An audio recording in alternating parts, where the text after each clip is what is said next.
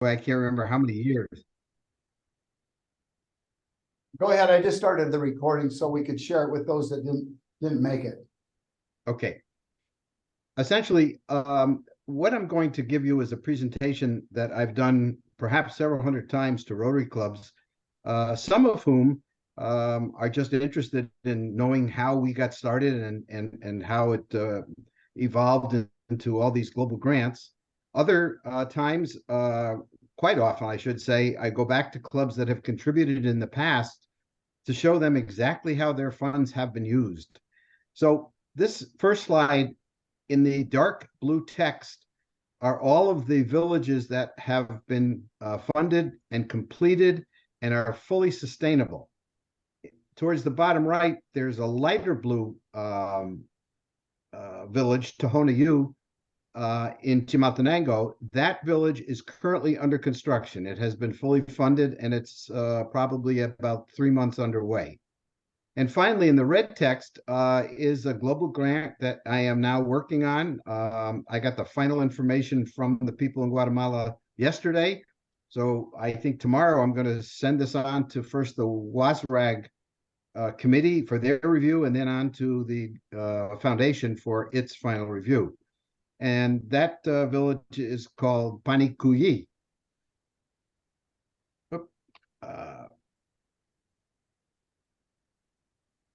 Now my slides will not advance for some reason. There we go. Okay. So I always say to Rotary clubs, why should we even participate in a clean water project? And I stop at this third bullet point because to me, this really is just emotionally driving home the point that 30,000 people every single day all over the world die because of water-related illnesses, and 90% of them are children under the age of 5 years old. Another reason is that in Rotary year 0304, President Jonathan Majagdi from Nigeria actually established a goal that every Rotary club participate in a clean water and sanitation project. Now, as Rotarians, we all know that we're known around the world to eradicate or trying to eradicate polio. And I don't know if you can see my image here. And Rotary has these posters, and they say we're this close to eradicating polio. When it comes to water and sanitation, we're this close, and my hands are spread as far apart as I can. But it's a problem that we can help tackle project by project, village by village. So what I have done is what I have here, a track record. This shows starting in Rotary year 0607, we raised $24,000 for the village of Cohomacha. I was still living in Manchester, Connecticut, and so we had 12 clubs from my home district all contribute to funding, and we raised $24,000. If you look towards the very bottom, the last village that has been funded and currently under construction, Tonohuyu, we had 40, actually, I got to change it. There were 41 Rotary clubs from 10 different districts all over the country, and we raised over $136,000. Now, you'll notice up in the left-hand side here, for the first 7 years, there was no such things as global grants. And this is essentially how these started. My wife and I were on vacation in Guatemala and Honduras. And when I joined 45 years ago, if we had 3 unexcused absences in a row, you could get kicked out. So I had this thing that no matter where I went in the world, and we did a lot of traveling, I should make up at a Rotary meeting. So I found out that the Rotary Club of La Antigua, the old historic capital, had a Wednesday night meeting. We extended our tour on our own and spent a few more, 5 more days in that city, and I went to that Rotary meeting. They gave me a CD of their projects, and we, of course, changed Rotary and business cards, struck up some friendships. Well, I didn't really look at that CD until I got back to my first meeting after that in Manchester, Connecticut, and my club president had just finished going to PETS, and our district governor had proposed 2 initiatives for every club in our district, and my president repeated them. One, that the first initiative was that clubs work together on projects instead of individually, everybody doing their own thing. And 2, that every club in our district work on a water project. Well, bingo, the light went off, and I went home. I put the CD in my computer, and sure enough, the Rotary Club of La Antigua, where I had made up about a week ago, had worked on water projects. So I had business cards. I wrote to them. They wrote back and said, listen, we have just too many district grants. And I'm repeating, there was no such thing as global grants then. So they put me in touch with this Aldea. It means village in Spanish, formerly called Bear Horse Partners for Development. And the sister organization of Aldea in Guatemala is called ABPD. Well, they wrote back within 24 hours and said, we'd love to team up with you. We wrote to Rotary International. We got permission to have our funds go directly to another NGO, which is normally not allowed. And because this NGO has had a stellar reputation for accountability and finance control, etc.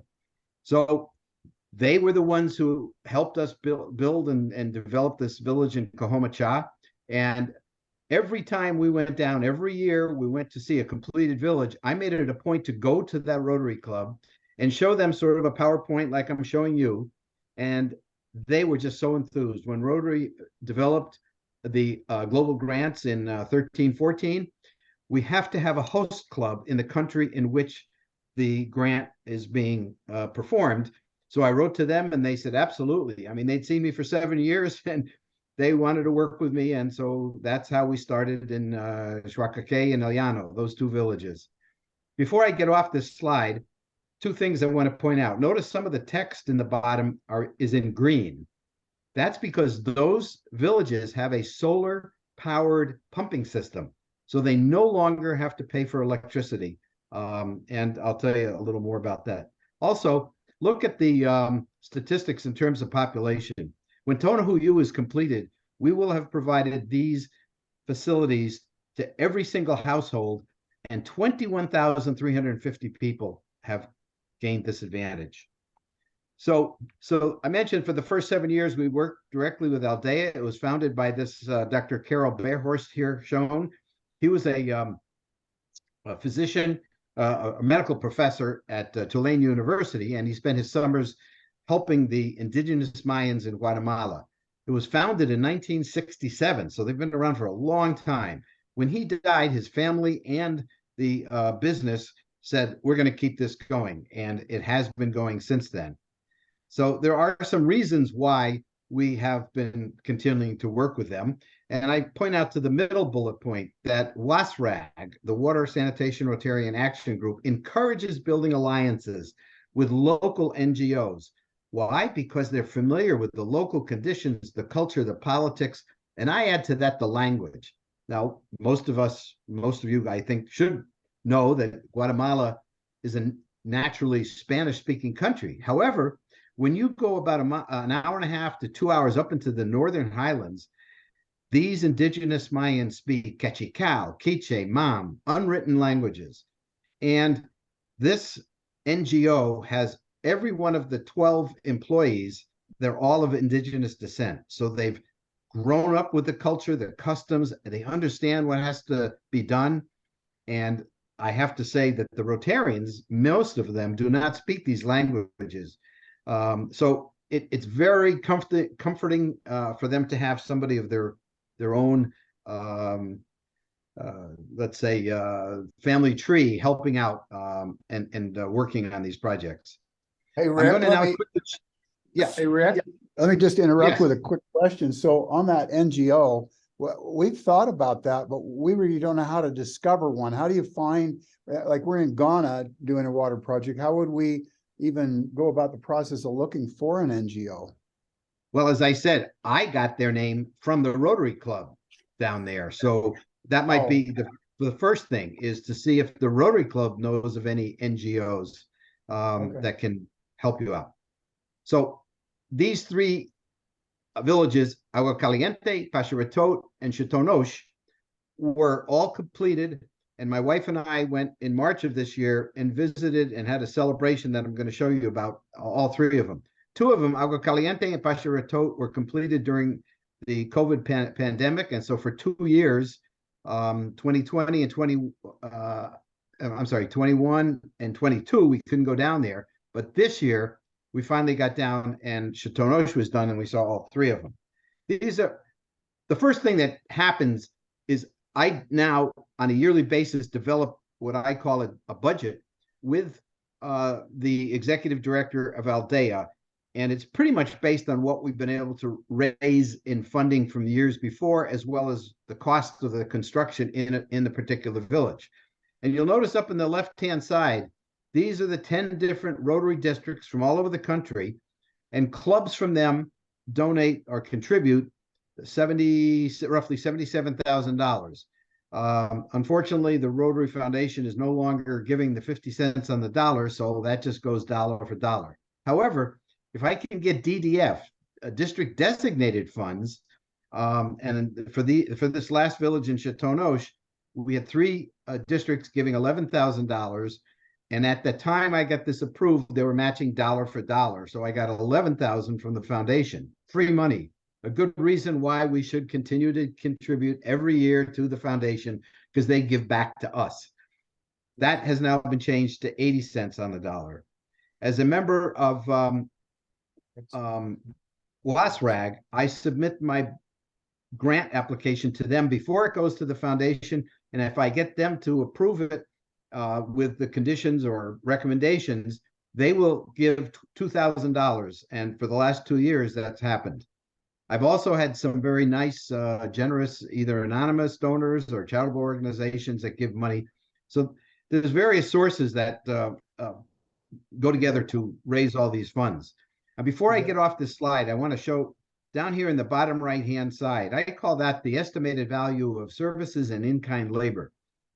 Aldea has this philosophy that you can probably best describe by the analogy you've heard that if you give a man a fish, he has a meal. But if you teach him to fish, he can feed himself for a lifetime. Aldea's philosophy here, and it's written in the global grant application, that the funds that come from Rotary can only be used for materials. All of the labor must be done by the men and the women in the village. Why? Well, now they know how to put it together. They're taught how to cut PVC piping and glue it. They dig all the trenches. So if something goes wrong, they can fix it themselves. And that's why every one of these villages is self-sustaining. Another part of the global grant is I write that one person in each village is designated like a treasurer. And depending on the cost of operation and the number of families, that goes around every month from every household and collects $1.25. That money must go into a reserve account, which can only be used to maintain, repair, or fix the system if it's broken by the community. So I go around to clubs while I'm up here in the summer to Connecticut, Massachusetts, and Rhode Island. When we're in Florida, I go to clubs down there. And then last year, what we finally could do after COVID ended, we had what we called our annual check presentation, where all of the clubs up in this area are invited to send a representative and say a few words, and in a theoretical sense, give me their check, which had already gone to the foundation. And it represented the culmination of 3 years of villages being funded with a total of all of it with foundation money, 387,000 plus. And our budget or our contribution represents about 25% of BBD's annual budget. So these are the 3 villages that we saw. And I'm not going to go through all the details, but one thing I must point out is notice the number of families. They average 6.3 children per family. That's the population here before them. And the reason I want to point out the families is that when I show you what is accomplished by each project, each family gets all 4 what I call components. So there's no communal toilet, there's no big well or sink that the whole community shares. Every single family has all 4 parts. Now, before we do these projects, the women and the children had to walk at least 20 minutes each way to get water from contaminated streams, and they have to make that trip 4 to 6 times a day. Then they have to boil it. So let's go to Guatemala. We stay down here in La Antigua, and these villages are up here in sort of the central highlands. If you've never been to Guatemala, its terrain is quite punctuated by many, many dormant volcanoes, but the two pictures on the right are Volcan de Fuego, which I took during the day, and at night you can see red lava shooting up right in the village, in the city of La Antigua. They do have highways that are paved for maybe the first hour and a quarter, but then 15, 20, 30 minutes, sometimes an hour, we're on dirt roads with potholes, switchbacks, quite steep. It's really rugged terrain. When we arrive at the village, this is how we're greeted. And you can see, I hope, from the reaction of these kids and people, they're holding their ears because they're shooting off fireworks. For them, it's a day of celebration like our 4th of July. And these kids, they swarm out and they greet us and they say, gracias. They are just so happy. They don't have to spend half a day carrying water with their parents. And these are the celebrations at the 3 separate villages, Agua Caliente, Pasaratot, and Chateau Noche. So we had 2 on a Friday and 1 on a Monday. My first duty, if I could call it that, when I go, and we've done this every single year, is I bring down an engraved plaque, and I have a sample that I usually bring to every one of my presentations. I have one here and I have one in Florida. This plaque is made out of starboard. It's a almost indestructible marine plastic, and every single Rotary club that gives money gets equal billing. Some clubs can only afford to give a few $100s. Other clubs can give thousands of dollars, depending on their size and their commitment. So, but everybody gets equal billing, and I'll show you a close-up later. The first thing we do is, and this is where my wife has been such a great partner with me, even though she's a non-Rotarian, for all these years. The first year, she got in touch with Aldea and said, is there anything else we can bring besides the plaque? And they wrote back that the schools in the villages have absolutely no supplies. So as a former school teacher, she says, aha. So we bring down roughly 3 suitcases filled with school supplies. You can see them stacked up here: pencils, crayons, coloring books, erasers, arithmetic, what do you call it? The flashcards for math. And we bring these down and we give them to the village people. We break them up into thirds. My club in Connecticut had been involved with the dictionary project, and one of the members found out that they make a Inglés Español version. It's a paperback, and he sent me a case of them. I have them in Florida, and I stuffed my suitcase with 3 or 4 to give to the village teacher. Football, soccer is the world's favorite sport, and these boys just drool over the brand new soccer balls I bring down. I do deflate them here, and I pump them up when I'm back there. For the girls, we bring down some basketballs, some smaller soccer balls, and so forth. So we then sit down. This is a display. How we get the money from this, just as an aside, is we bring back 3 suitcases filled with these gorgeous woven handicrafts, beautiful colors. And we ask for either $10 for some items, some are more expensive, $25, and all that money goes to pay for the plaques and for next year's school supplies. Then we sit down and they give us these tapestries, these beautiful colored tapestries, one to bring back to every club that has participated in their particular village. So now this is the most important part. These are the 4 components, I call them. First is bringing the running water into their homes. Notice the color of the water in the bottom left slide. It's like mocha coffee. It's just contaminated. And how do they get the water? Well, they carry it in what they call tinajas, or jugs. And back when we were in the village of Sakia, the women put one on my head that they carry. That weighs 35 pounds filled with water. The ones that the girls have on the left picture in the bottom are a little smaller. They weigh 25 pounds. We have one here in Florida, one here and one in Florida, and every presentation we bring it, we fill it up, and we usually ask one of the female members of a Rotary Club to put it on their head. They are just shocked at how heavy it is, and they have to spend half their day carrying it. I mentioned the men and the women do all the labor, as you can see here, digging the trenches, carrying the pipes, tying the rebars, mixing the cement in the old-fashioned way, like a fire brigade, because you can hardly see it in the background, but these mountainous areas are like 45 degrees, really steep. You cannot get a cement mixer up there. So that's how they build the what they call a distribution tank.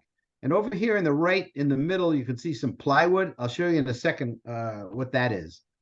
Then we're given the honor of cutting the ribbon, again, at the 3 separate villages. And now you can see here the plaques that I gave them earlier in the day are now physically mounted onto the pump houses or a distribution tank. Up in the upper right is what that plywood did. It built a little area where they put in chlorination tablets. One person in each village they buy a test kit for, and they have to test the water every couple of days. And depending on its potability and whatnot, and any germs or whatnot in it, they have to put in chlorination tablets to make sure it stays clean and potable. Now, I mentioned the solar panels. The reason why it's so great is that most of the time in the past, the village would have to buy land and get a spring where water is just trickling out of the ground.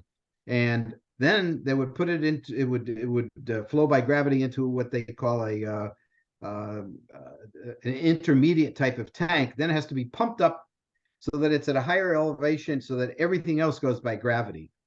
They would have to put in this electric pump, and because they have power outages that last 3 to 4 days, they have to have an emergency backup generator, which is run by diesel fuel.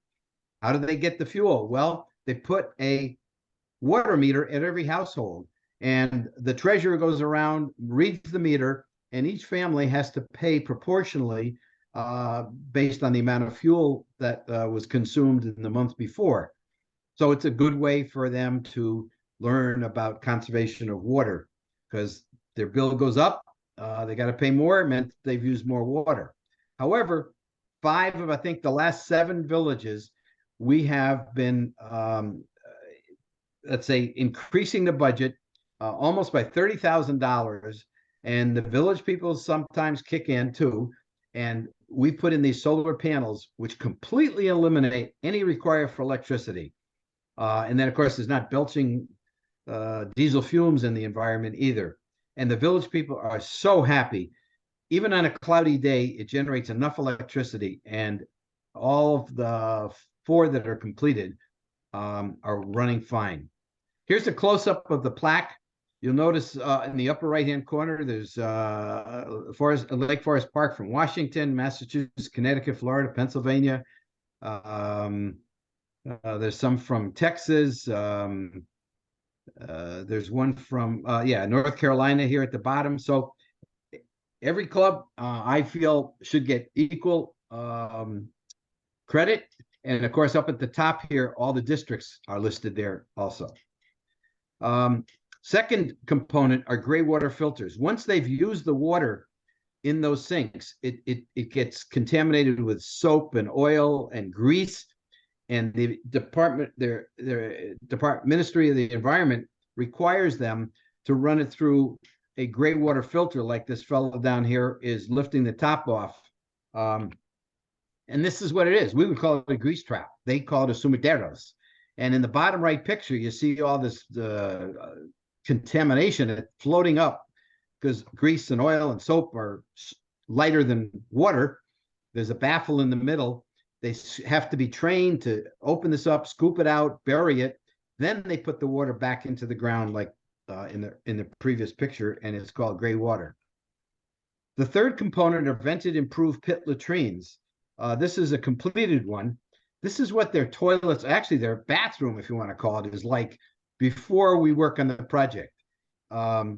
Just disgusting. A hole in the ground, a concrete toilet, if you will, toilet seat, bamboo poles with plastic, and that's about it. It's just disgusting. No privacy. It smells. There's insects. The men then dig a hole in the ground 5 meters deep, about 16, 17 feet. They put a cast top on it with a hole for that concrete toilet. And behind this block, there's another hole for the pipe, the vent pipe. And you can see in each of these pictures, there's an orange vent pipe that goes up about 10 feet. So the Ministry of the Environment also now requires them to put a door or cover on the front of it, a cover over the toilet. So all the odors are vented up through the atmosphere. And this replaces those disgusting ones. And I just want to repeat, every household gets each one of these components. So there's no communal sharing. And when we're there for half a day, we have to use these facilities, and they're clean. There's no odors. There's no insects. The final component are safe stoves. This is a picture of what they call a Peace Corps stove.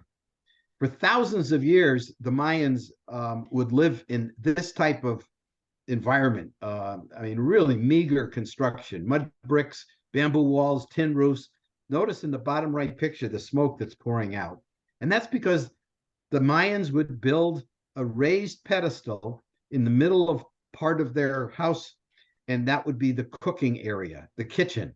Notice the black soot over here and the smoke in the left picture. If the mother was cooking boiling water, there's no place to put it. So she puts it on the ground, it can spill, the kids get burned, fires crackle, and the kids run over and pick up red sparks.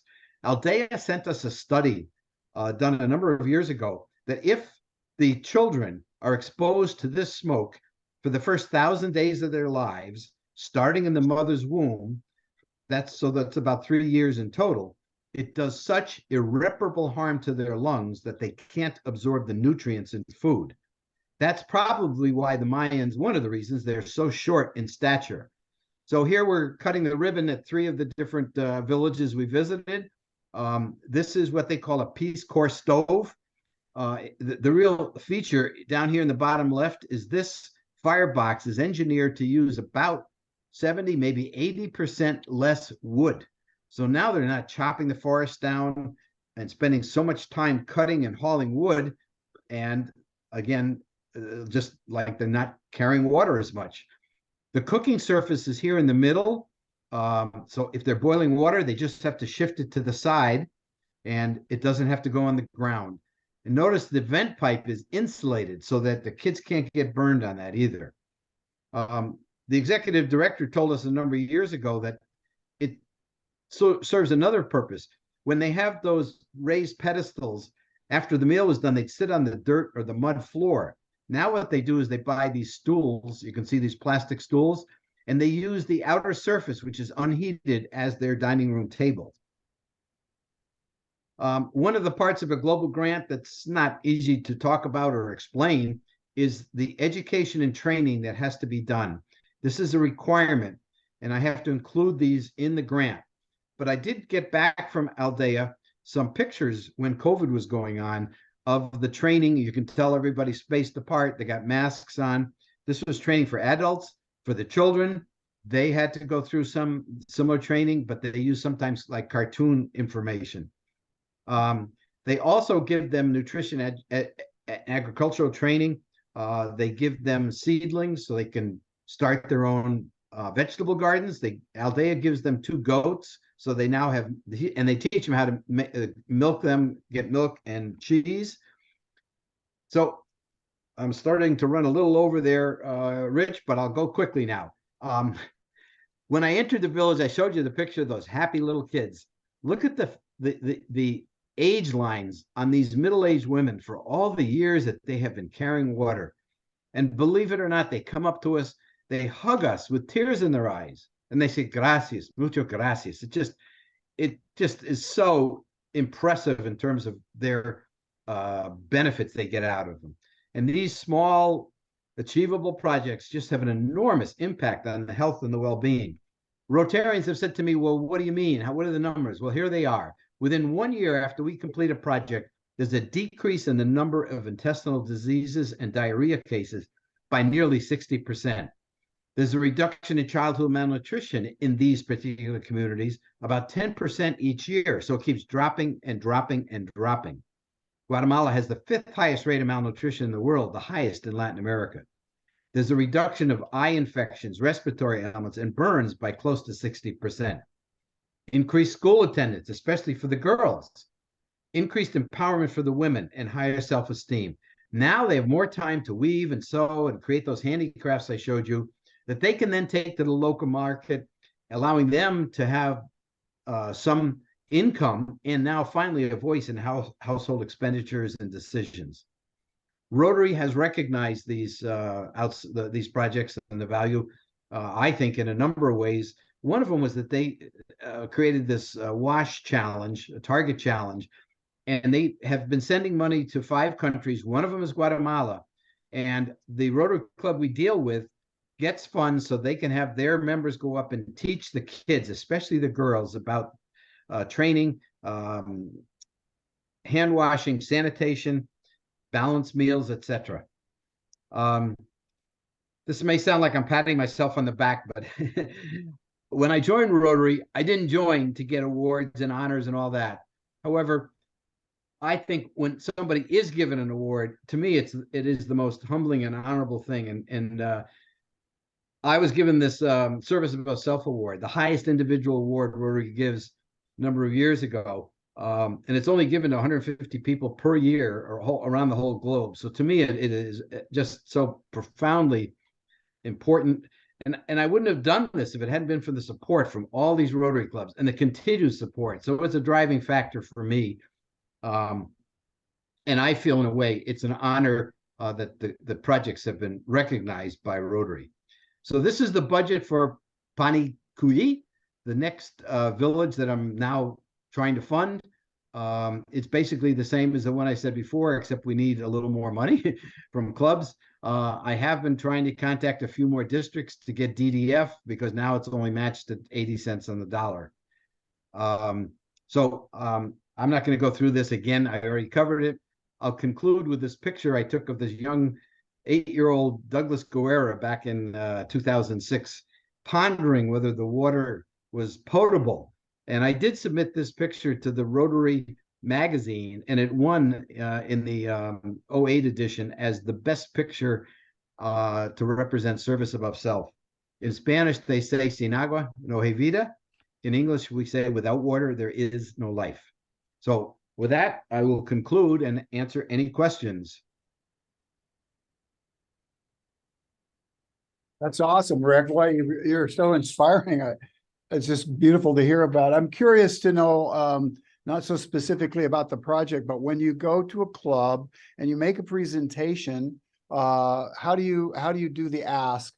What have you found? You've met with so many clubs.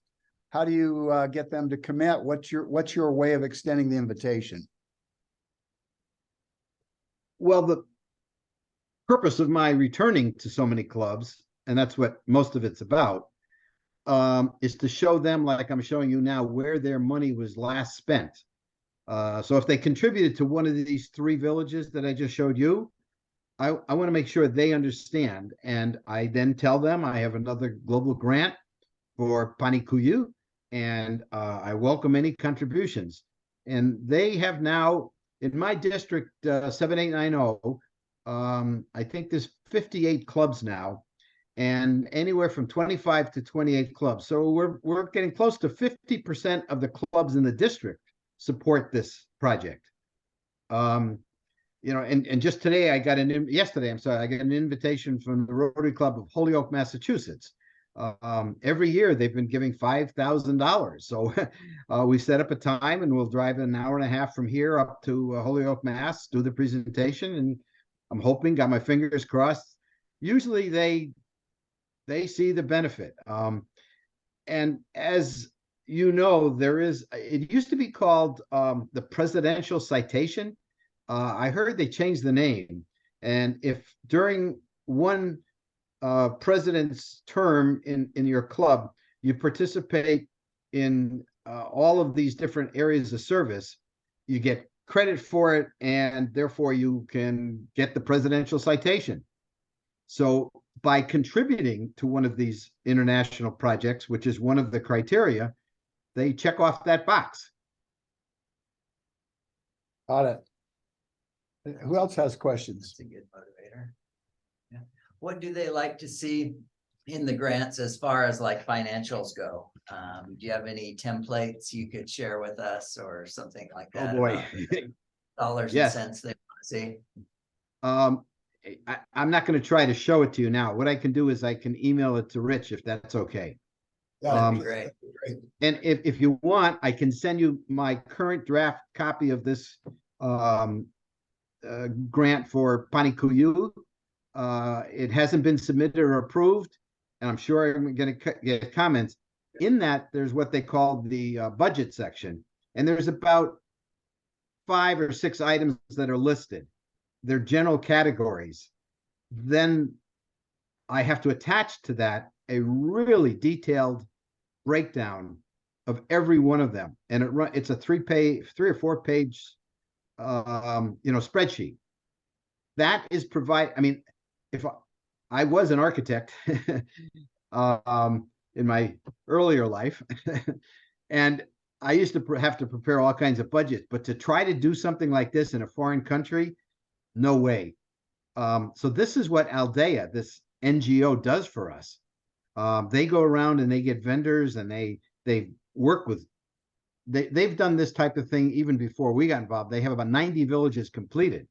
So they can come up with a pretty good estimate as to what all the construction costs would be. And they do get 15%. That's an allowable expense on their part. Allowable this year, it went up 5% by the foundation to do all this work. It's good to know. Is that sort of what you would like to see, a complete breakdown of the budget? Yeah, I'd love to see the see your grant write-up. That'd be awesome. Thanks. So yeah, it's an Excel. Let me just comment here. So you're saying that when you work with an NGO like Aldea,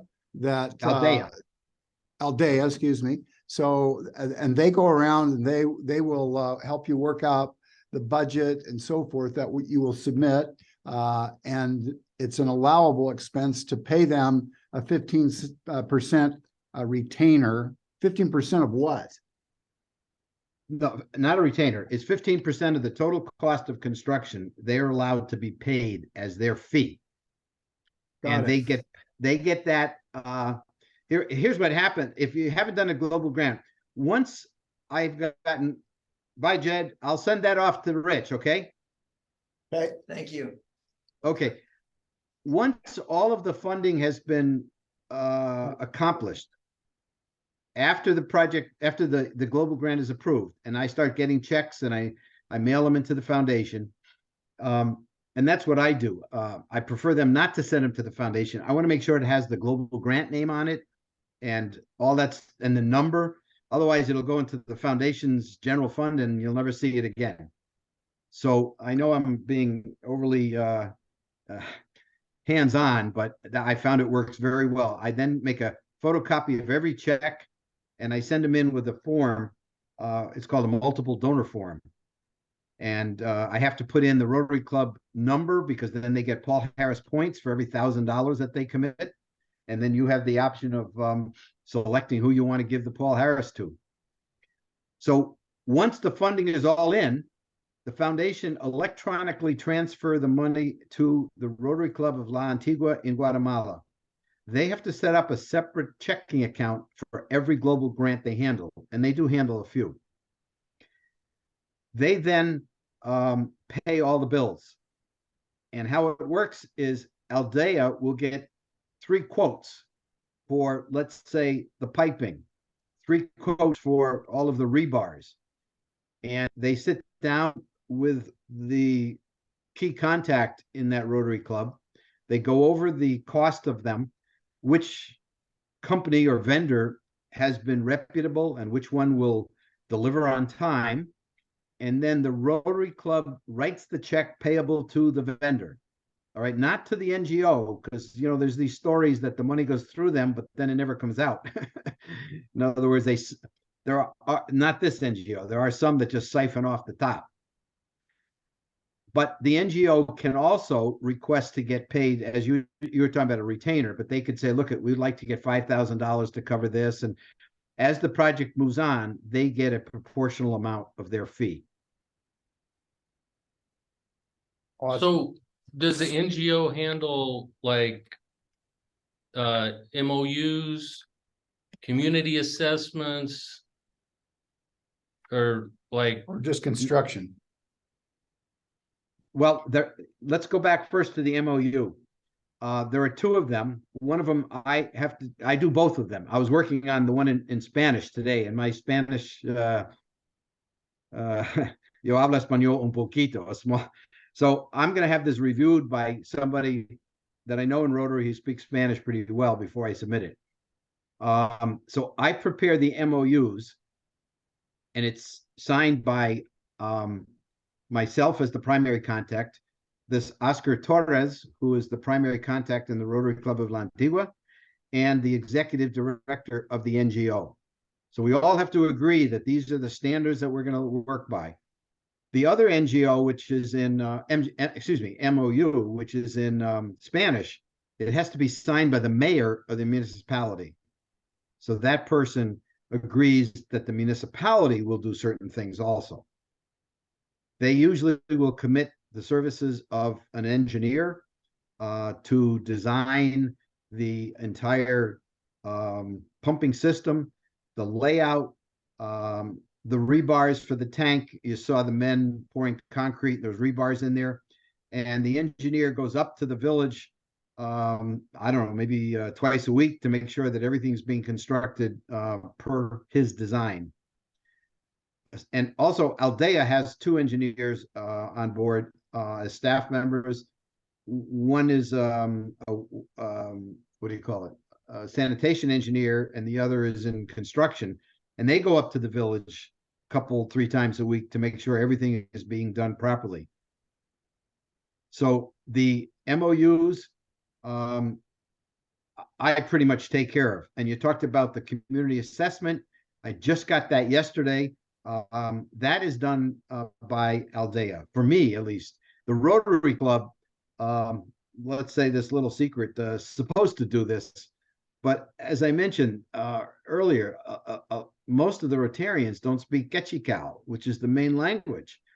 And most of the middle to older age people in these villages, that's their primary language. The younger kids are being taught Spanish, and kids or people 20, 30, maybe 40 years old speak Spanish. But you get to the so-called elders who run the village, it's important that they have a complete understanding of their language. Okay, thank you. So that's how the community assessment is done. I'm sorry. Go ahead. When the vendors are they paid in advance, or are they paid when the project gets done? And are there things like lien waivers in those countries? How do you? Anyway, we're trying to figure out how these other countries are different from how they do things in the United States. Well, obviously you're familiar with construction in the US as I am, but I would have to say that I don't think there's any lien waivers that they give down there, no. And I believe what happens is the vendor will be paid upon delivery of the materials. And as I mentioned, Aldea has worked with these people for 30, 40 years. And there are some vendors they won't even go near, because they may say we're going to supply it, but then if they get a better deal from somebody else, they send those materials and they just keep delaying and delaying.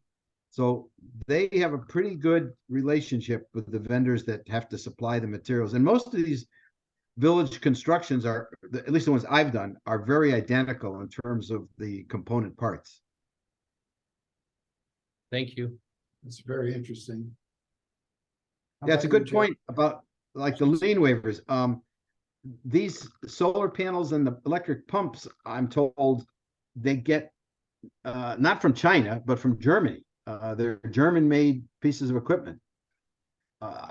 And there must be an agent or somebody in Guatemala who represents these companies, and they pay. I don't get involved with that part of it.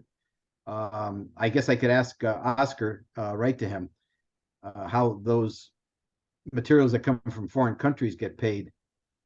But as I said, there are now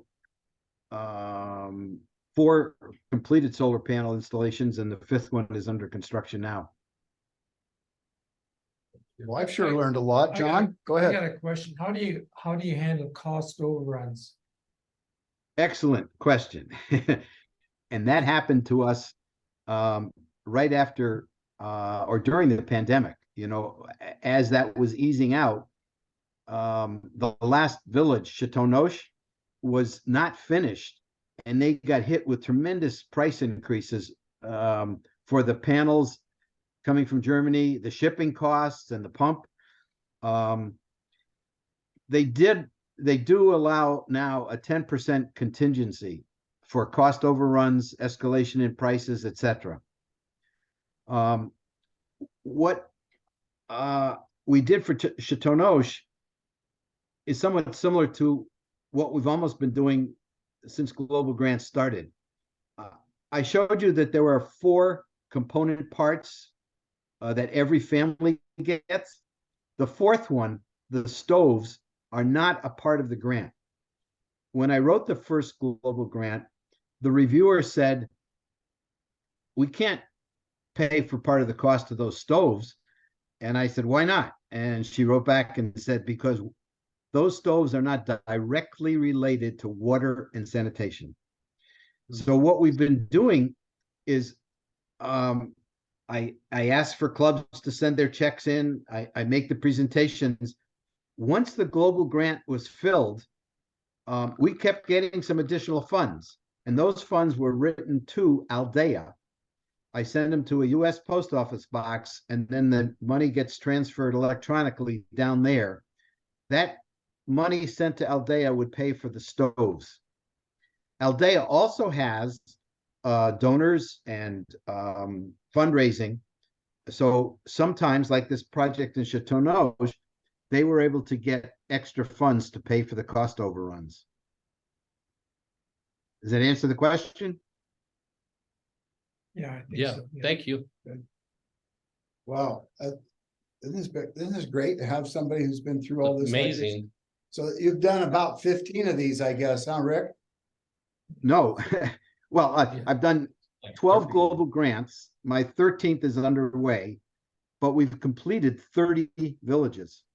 And you know, I will readily admit that what I've gone through and the process in Guatemala may not be anything like what you can do in Ghana or Togo or India or Southeast Asia or Mexico, because every country has different laws, regulations. And the real key, I have to say, is getting a Rotary Club willing to be the host. Through the Houston, Texas Rotary Club, there are 2 members who come back once in a while, but now they live in Ajijic, Mexico. I don't know if you've heard of it. It's south of Guadalajara on Lake Chapala. And I had very intensive discussions with them, shared information, and there was a barrio, you know, a really terrible area that they wanted to provide water. There was nothing there in sanitation. And we talked about it, and they approached the 2 Rotary clubs in the area, and neither one would have any interest in being the host. One of them had done a global grant, and they said no more, which, you know, it's a shame. Yeah, it's frustrating, the amount of paperwork, and admittedly, I probably spend anywhere from, well, when I include visits to Rotary clubs and traveling back and forth, anywhere from 15 to 25 hours a week. You know, I'm retired, but this is my job now, so to speak. Well, you're So it's a amazing. big commitment. We're proud of you, and what a great presentation this has been. I've learned a lot, and Absolutely. we're grateful that we ran into you. We will probably visit you again, Okay. get some more insight and help as we go along, because we've stumbled on enough stuff so far that we at least can follow this pretty well. And we know we have an appreciation for what you've been able to accomplish, which is phenomenal. So kudos to you, and a pleasure to meet you. And thanks for joining us today. Okay, and you want me to send you some of these pieces Yes, of please. information? Absolutely. Okay. Yeah, absolutely. All right. I'll make sure they get distributed out. Okay, again, it may not be applicable if you want to try to do it in another country, but it's just a sample. You know, and I have to close with one last thing that some people say, why Guatemala? Well, it just happened to be we were on vacation and one thing led to another, and you know, it's been working fine. And secondly, some people make some pretty negative comments about what's happening at our southern border. Putting politics aside, I look at it this way. Most people in those countries would prefer to live and stay and work in their home country. And I feel that what we're doing is making their lives just that much better, that maybe they'll stay in their country and not try to come to the United States. Interesting point. Great. Go ahead. Hey, just one point of clarification. The information that you send, could you send, whether it's one that's done or the one you're working on, the complete package of the grant?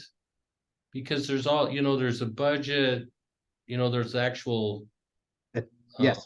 grant When form, there's attachments, there's community assessments, and it would be helpful for us to see what a complete one looks like, so that we can kind of compare it a little bit. Absolutely. Because That'd be great. Well, thank you again, Rick, when for I everything. Good night. Here, Appreciate you. this is what it's like 65 pages when it's all done. You're Yeah. right. There are a lot of attachments that don't come through on the PDF copy I can make. So I have a separate folder with all the attachments. I can send that to you also. Perfect. Thank you. All right. Okay. Thank you. Let me know if there's anything else I can do. Be glad to help. And lastly, if your club is interested in getting your name on a plaque, be glad to take any money I can get. Excellent. That sounds awesome. I would love to come to Guatemala and do a project there. That would be awesome. Thank you so much. Okay, I'll leave the meeting and thanks. Have a good day. All righty. You Bye-bye. too. Thank you. Bye. Okay, goodbye. Agradezco mucho. Anybody want to? Yes, go ahead, Craig. Usted le dice estupendo. Just wanted to say thanks. Oh, did that guy? Yeah. Yeah. Just that. real quick. For the fun of it.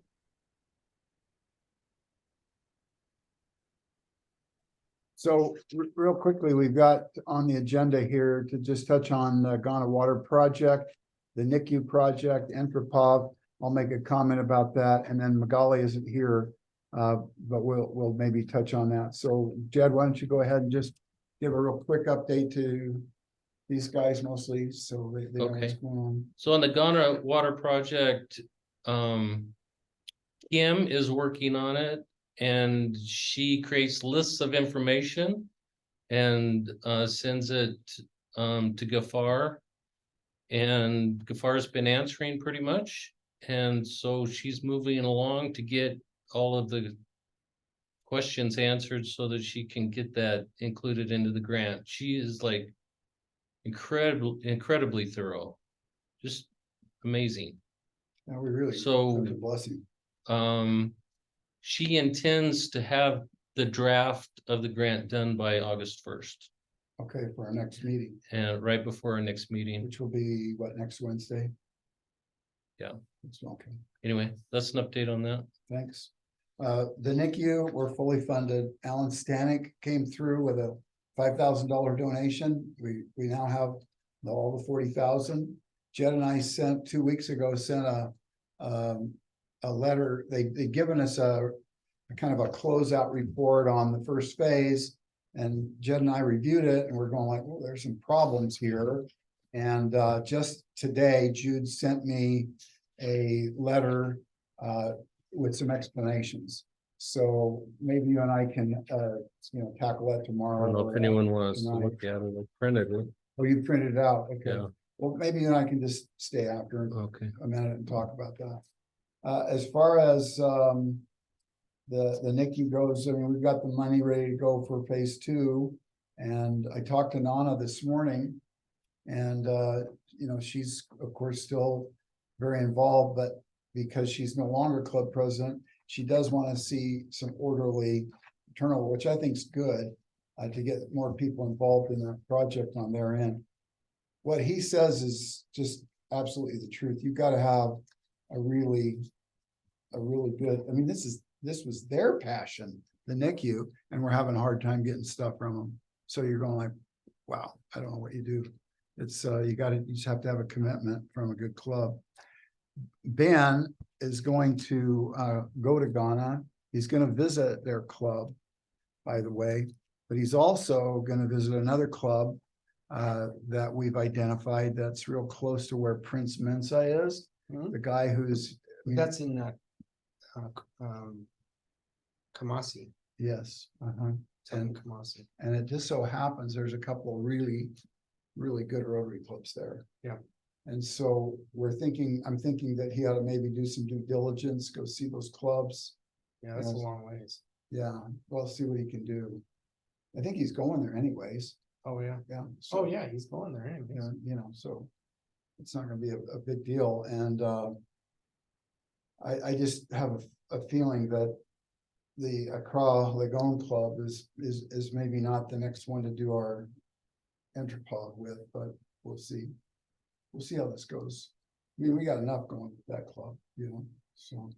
Yeah.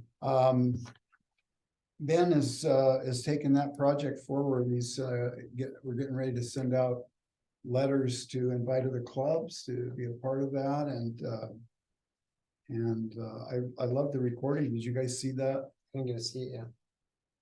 It's cool. It's really cool. What recording?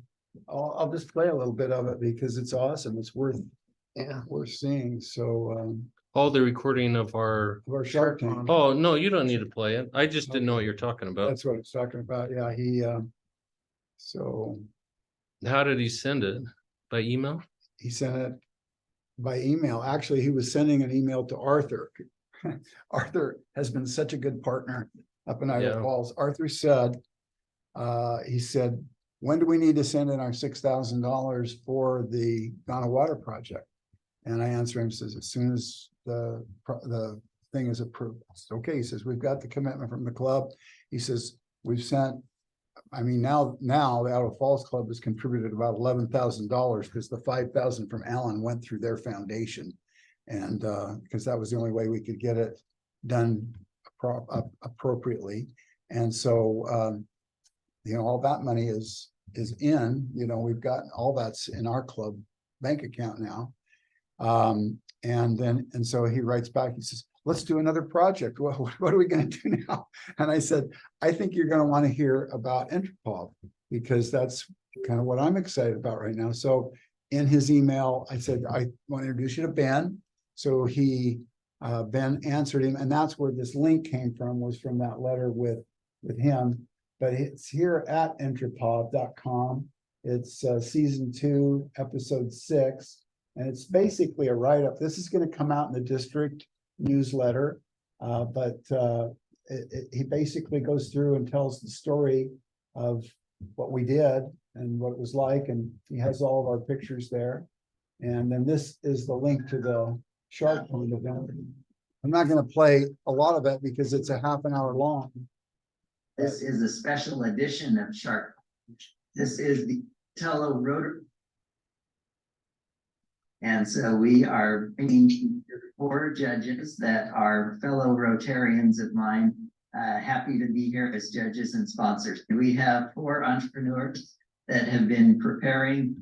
They've been studying entrepreneurship for. So I'm going to just skip ahead in this because most of this is introduction, but you got to see this last part where we gave these awards and kind of the fun part about this. So let's see, we're still talking about the project there. Okay, I think that was it, the awards.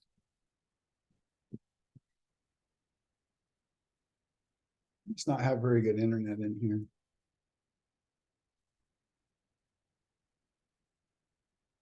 Let me just kind of kick this off.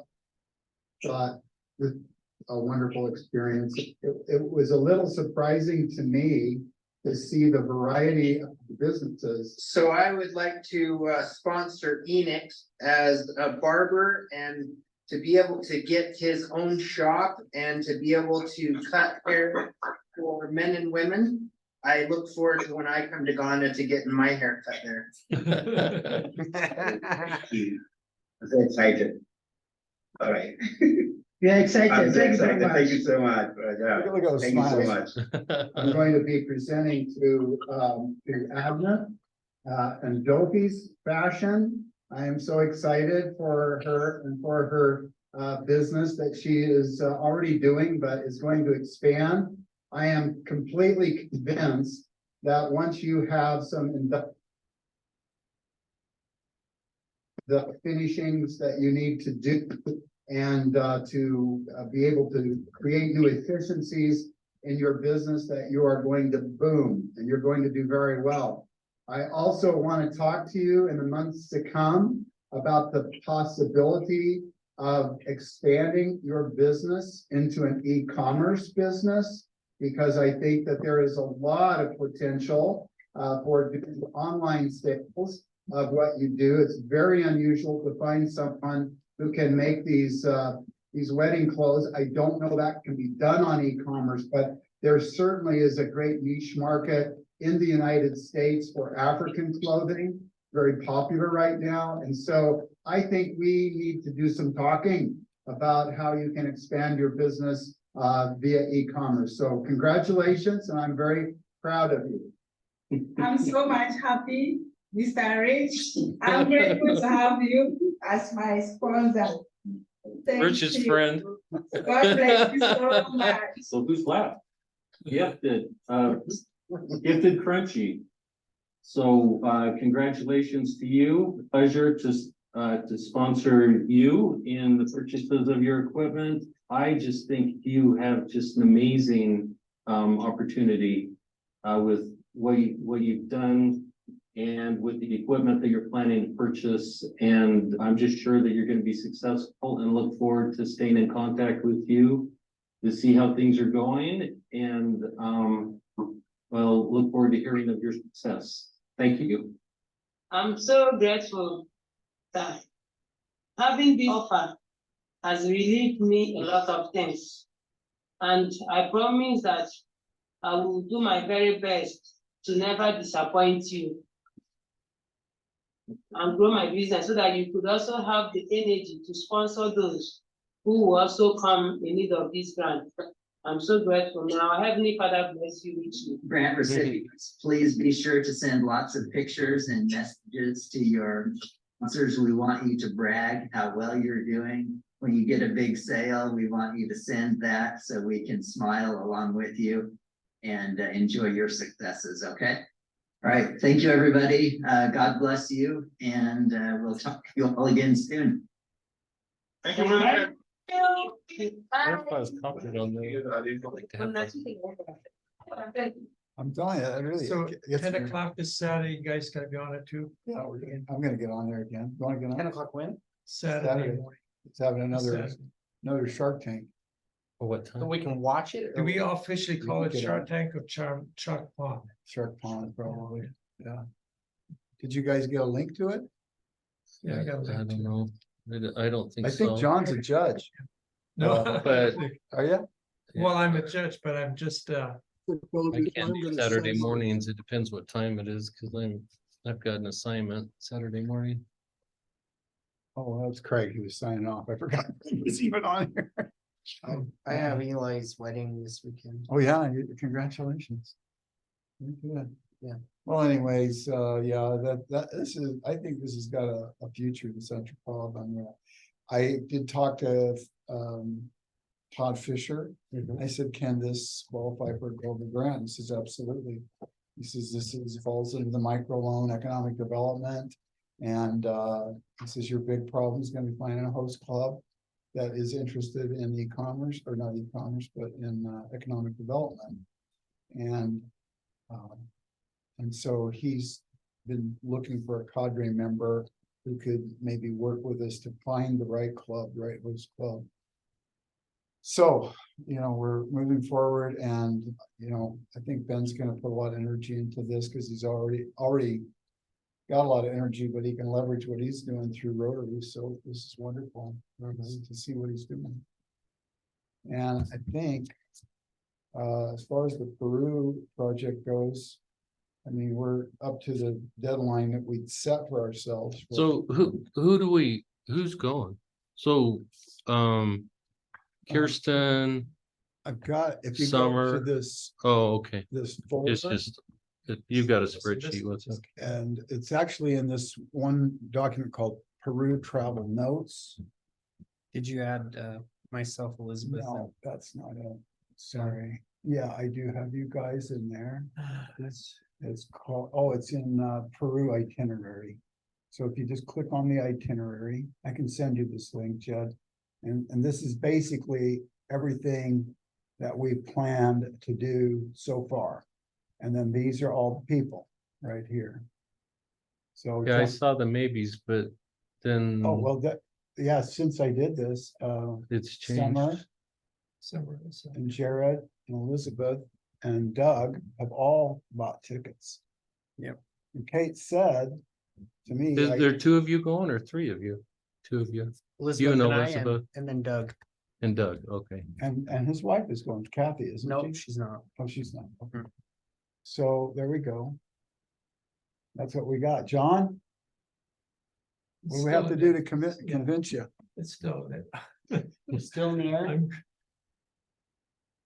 It's so much hinges on my, well, I guess I could take some short, so I guess.